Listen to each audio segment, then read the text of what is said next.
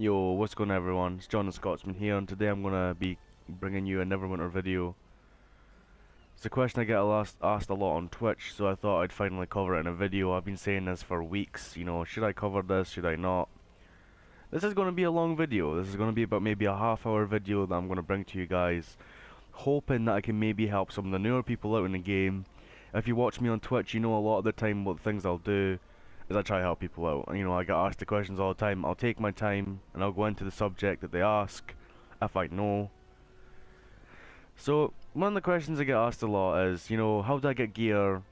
How do I get gear? My gear score's only this, I'm trying to do this. What do I do? So, as everyone knows, I don't know if you actually do know, at level 25 or so, you'll get a quest called Artifact Facts. And if I look at my collections here, I actually have it brought up. Brilliant.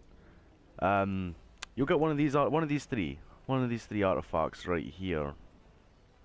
You get the Waters of Elzad, the Lantern of Revelation, and Aura's Whole Realm Catalog. At level 25-ish or so, I don't actually know, you'll get one of these. Now, I suggest choosing the Lantern because it gives everyone, deals whatever damage and increases the damage they take by 10%, which is really nice, and it just goes up. It's a debuff, so you're helping people do more damage. Because it's a power as well, and power is like one of the most expensive ones to get also, so it's still really nice to start off with because of the debuff, but let's not talk about prices and whatnot. Union, I suppose it's okay if you're dying a lot, but I mean, I don't really, I think it's kind of pointless. Personally, I think it's kind of pointless. I had one at Epic because it dropped from a dungeon. And the catalog, literally, there is no use to have it unless you legitimately just need somewhere to sell your stuff. So, that's one way you get. You get one artifact from there. You get a second artifact from something called Vault of the Nine. Now, not a lot of people know about this quest because I see it sometimes too. Because a lot of people are solo players. I can't remember which one of these guys you talked to. I'm pretty sure it's this guy right here though, Jarlax. Yeah, this is it. This is the guy.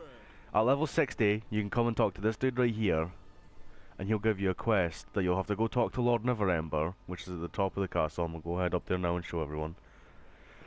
You'll go talk to this guy, and he'll tell you to go somewhere and recover an artifact, just like before, but it's a little bit more difficult because all the enemies are level 70. You get put up to level 70 also, which isn't so bad.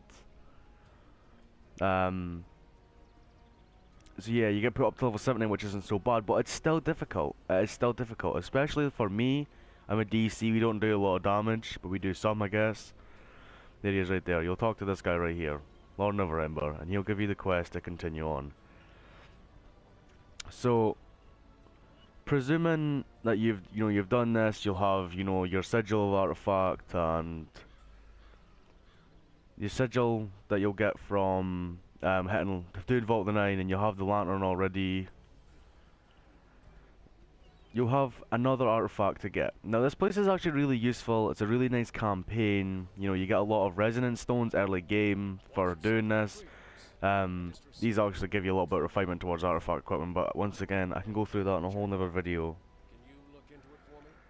You do the whole lot of this and you'll get an artifact called Bruner's Helm. It's not really a good artifact, but if you're looking for the gear score to get into dungeons and whatnot, I would suggest doing so. Now, I'm going to talk about one of the most important things ever, which is VIP. Now, you may say, what is VIP? How do I get it? What is it, for example?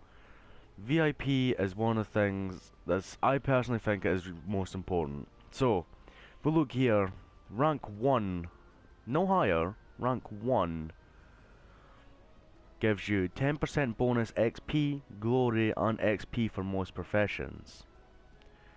15% bonus astral diamonds on runs of dungeons, skirmishes, and PvP. You also get access to the Moonstone Mask VIP area, and every day you'll get 10 scrolls of identification, an epic dungeon key, and an enchanted key. Now, not a lot of people know this as well, so I'm going to quickly go over this. This guy over here, which I've actually not claimed for today, he'll give you a free dungeon key every single day that can be used like an epic dungeon key. So I can go into, you know, temple of this epic temple of the spider and use it in there. I can go into Kragmere Crypts, Grey Wolf Den, or I can use it in any of these. It's not just the standard dungeon playlist. It's everything. All of these. It does not count as a legendary dragon key or a key for the place. It counts as an epic dungeon key. Keep that in mind. It's a nice way to get, you know, obviously 2 dungeon keys a day if you don't already know. But the most important thing is this enchanted key right here, a magical key that will open any lockbox. Now, I don't think I really have to go over as much about these lockboxes, but every time you open a lockbox, you'll get some trade bars and you'll get one of these items. Genie's Gifts, a fashion pack, a mount pack, a companion pack, a Lucan's enchantment pack, an artifact equipment pack, or an artifact pack, or you'll get an epic artifact, companion, a mount, or a legendary mount. That's like the jackpot. Then the boxes out currently is the mini starred lock box. So this is probably the ones you'll be getting when you're going around killing certain things. And this is like one of the most best things to have is the trade bar jackpot. I'll go over that in a minute. So yeah, you even get a chance of an epic artifact, which, you know, it's just boosted item level early game, and, you know, you might actually want the Tome of Ascendance for whatever.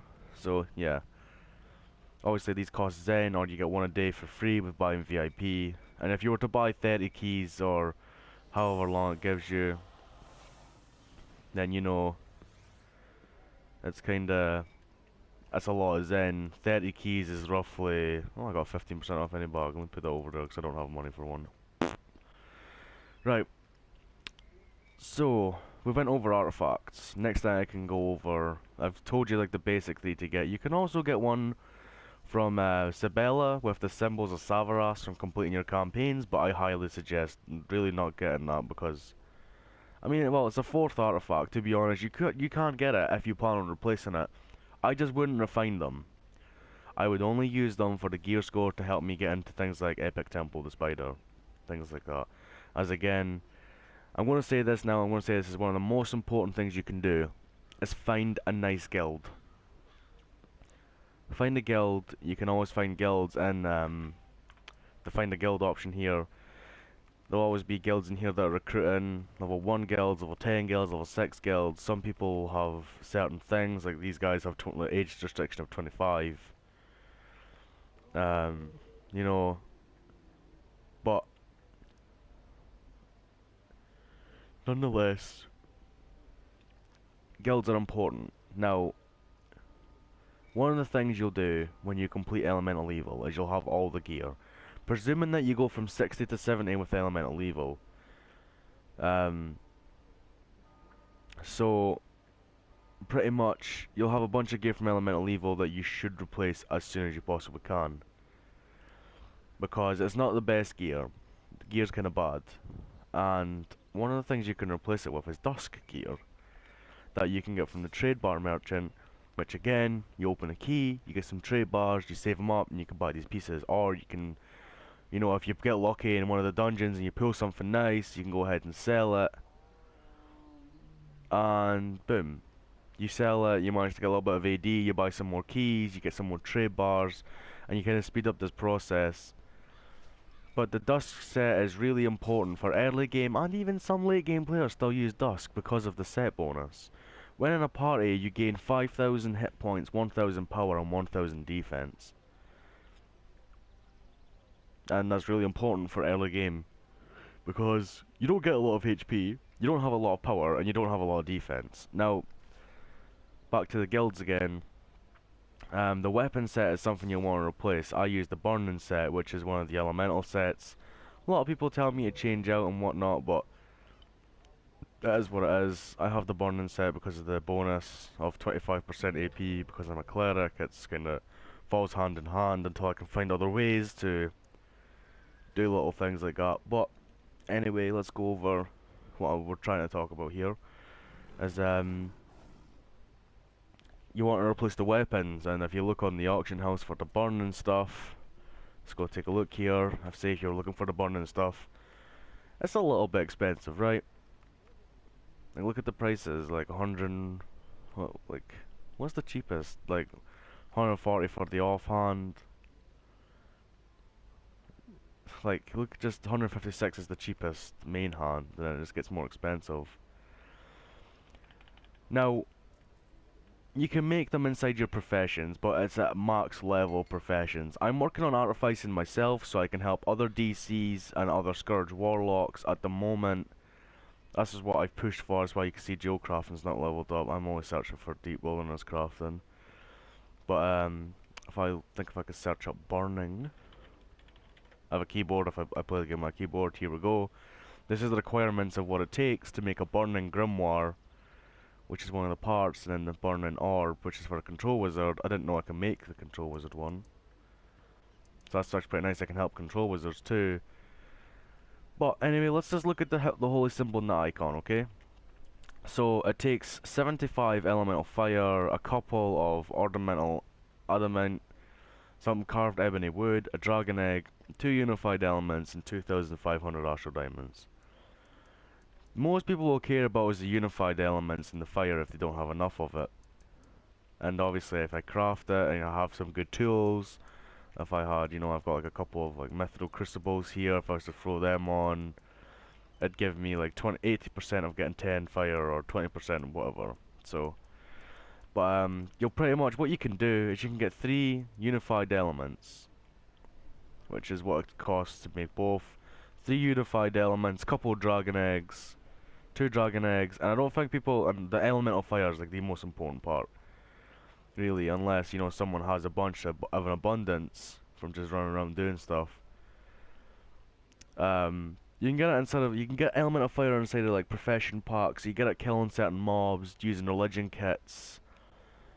There's a bunch of ways to get it, but you can always buy it off the auction house if you don't have enough. And obviously this is the burning set that has the AP gain. There you go. So it's not, I ain't talking shit here. I ain't be like, oh, you could do this, but there you go. This is the exact set. And yeah, so that's pretty much why I'm hitting for 25, so I can help out other DCs, which is Devoted Clerics, other Scourge Warlocks, other Scourge Warlocks and Control Wizards. I didn't know I can do Control Wizards, so I can help them out and help them get the weapons. I know a lot of people who can get the weapons, and what I'm going to do is, if you can't find anyone, and I mean you have to go obviously try and get a guild yourself, try and get into that. If you can't get anyone, I can help you out. And I have a couple of friends who can make some of the stuff anyway, and I can maybe get one of them to help you out. Obviously providing that you have the things needed to make them, which is the unified elements, and the dragon eggs, and the fire. So yeah, this is one of the most important parts again, is changing them weapons for a different bonus. Your armor pieces, you can run dungeons and stuff for as well. I got this chest piece from Epic Temple of the Spider. Talking about gear score and whatnot, takes 2,000 to get in. I suggest running out with a patient team, especially if it's your first time as a tank or a healer, or vice versa. But if you always need just to get through it, and you want a quick couple of runs, try coming to my stream, twitch.tv/John the Scotsman. You can come in, you can say, hey John, I'm struggling with Temple of Spider, can you help me? I'll pull a group together in 5 minutes and we'll go just smash through it. That's well, it's not always going to be 5 minutes, but we'll smash through it. We'll get it done. Hands down, I will get you through that dungeon whether it takes me the whole day or not, because I can run it. And I can always help you. I'm a 3k cleric, so, taking 5 minutes out of my day to help you guys ain't a problem. I don't really do much anyway. I do my dailies, I try to run FBI to get a couple of rings and whatnot. Actually, talking about rings, this is something I completely forgot as well. When you do the quest I was talking about earlier, if you can recall, you do all the quests and you also unlock the Underdark campaign, which you unlock lesser demonic keys. I actually need to run demo, which I'll tell you about now. You can get these lesser demonic keys that can be used, thrown in the Dwarven Gods, Prophecy of Madness, and Demogorgon. Every time that you use one of these lesser demonic keys, you'll get some of the Ichor, some Fairess, some seals from demo, and a chance of a rare epic or legendary ring, and you'll get some books. And you can use them inside the skirmishes. Here they are. Prophecy of Madness is for your offensive rings, such as Rise in Power, Brutality, etc. Throne of Dwarven Gods As for your defensive rings, defense, deflect, you know, X, Y, and Z. This is an important place to go for rings. Rings are really important. You know, I have like a rising power, which you can see on a full. On hitting a full, you gain 115 power for 4 seconds. And then you get the brutality, is every 30 seconds you gain 4,000 power for 8 seconds. Which is, you know, it's really important. Once again, I'm sitting kind of low on power. Because I've got the armor pen burn on from yesterday's dailies. But that is really important to have good rings also. It's not important that you have +4s or +5s, even if you have +2s, which can be bought from the auction house also. If you just type in here, for example, ring of rising power +2, search, 2,280 AD. That's cheap. So, you know, if you go into one of these dungeons and you run like one or two of, you know, Kessel, Shores, Valindra's, Lostmouth, I kind of suggest doing Kessels and Shores. They are really, really easy dungeons to do. They are really easy, and one member can really make a difference. So I would suggest for newer players to try run Kessels and Shores.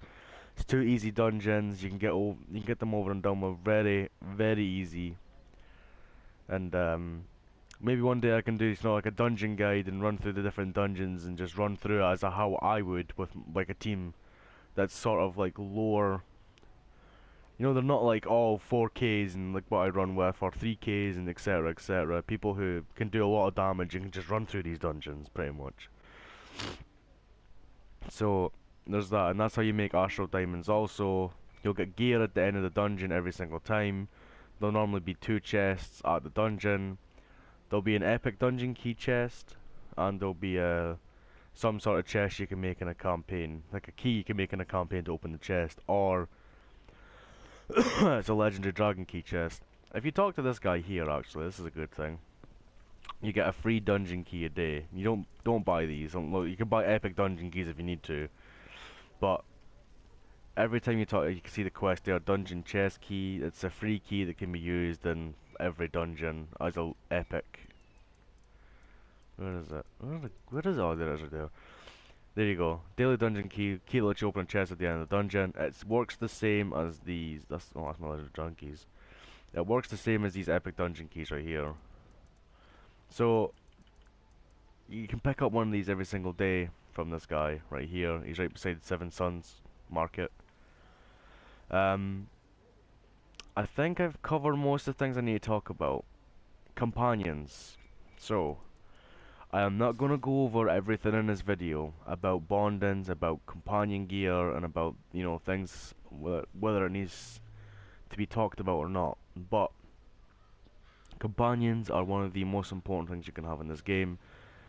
They will help you not take damage, they'll take damage for you, they'll pretty much they'll die for you.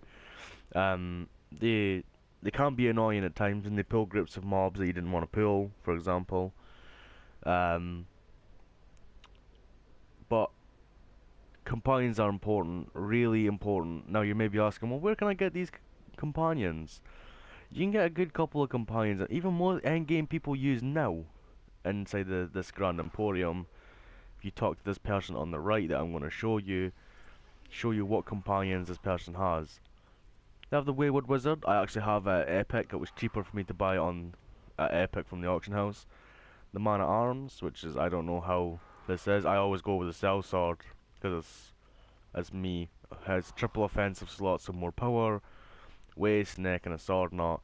And there's always the Con Artist, which people normally go for because of triple ring slots. Now, what I will go over in the video of this one anyway is I will go over a little bit about bondings. Pretty much what bondings do in a whole is they'll give you more stats. That's why you can see I have things equipped to my companion like a belt, a neck, and a sword knot, because it gives me stats, and these stats then get given to me so I can use them. So it is really important to work on your companion as much as you work on yourself at the same time. All your best enchantments, if you have bondings, this is if you have 3 bondings, should really go on your companion. Bondings they are expensive. They're like 100,000 each, but as you say, I'm gonna go over this actually. So if you run dungeons every day, and you continuously run dungeons until you hit, like the 30, so you can make, yeah, it's 36,000 rough astral diamonds per day is how much you can salvage. If you have two characters, for example, I think you get two character slots when you begin the game. If you have two characters at 70, and you'd run dungeons on both characters until they're completely dry. That's 72,000 a day. In about a week, you can have 3 rank 8 bondings, which is it's a massive change from doing nothing, from having nothing. And the companion only costs gold, so you don't have to even pay money for it.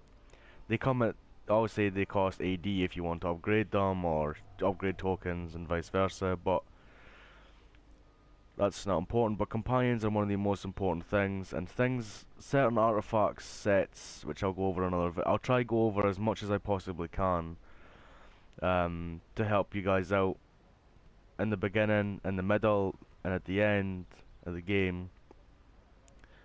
Sort of at the middle, at the beginning, at the end of the game is where I'm gonna try help everyone out. Maybe people at the end game don't need all the help.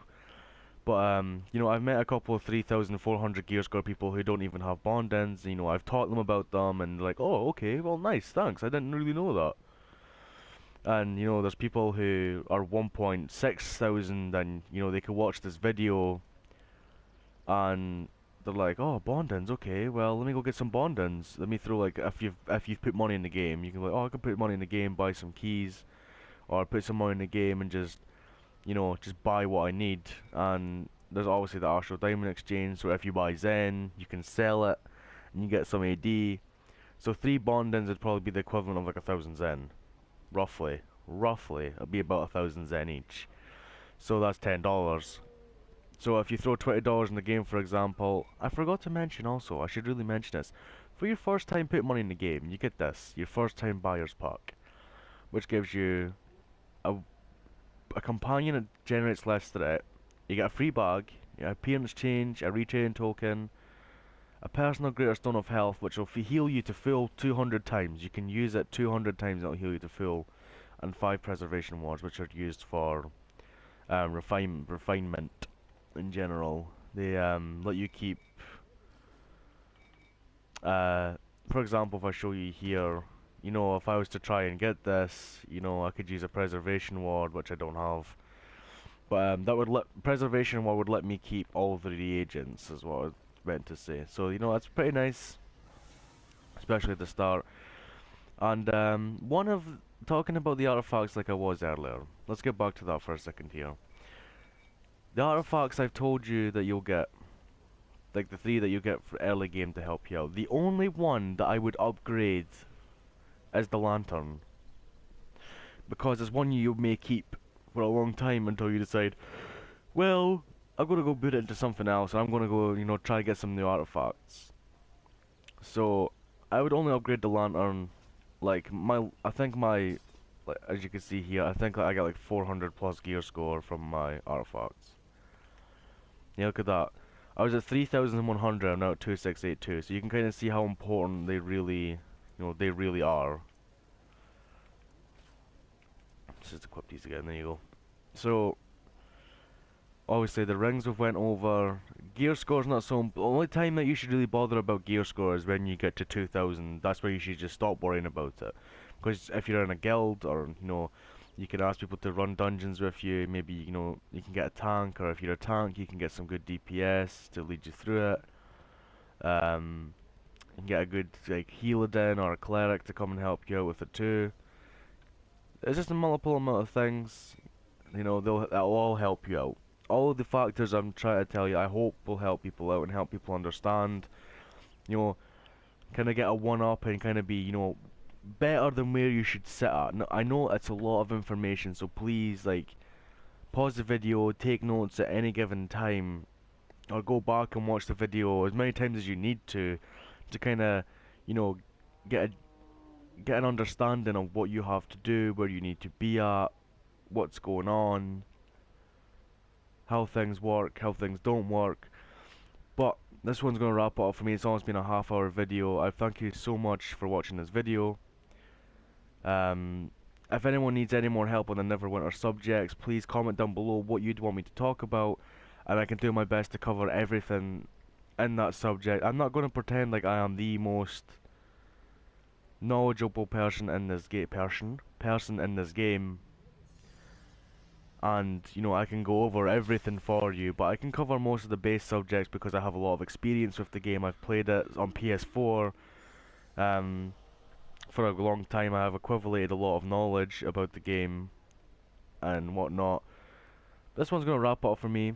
Thank you all so much for watching. Leave a comment down below if you'd like me to talk about anything else. And this has been John the Scotsman. If you want to go catch me on Twitch as well, please do. Twitch.tv/John the Scotsman. I will leave that in the description for you. Thank you so much everyone for watching, and I'll catch you all later. Peace.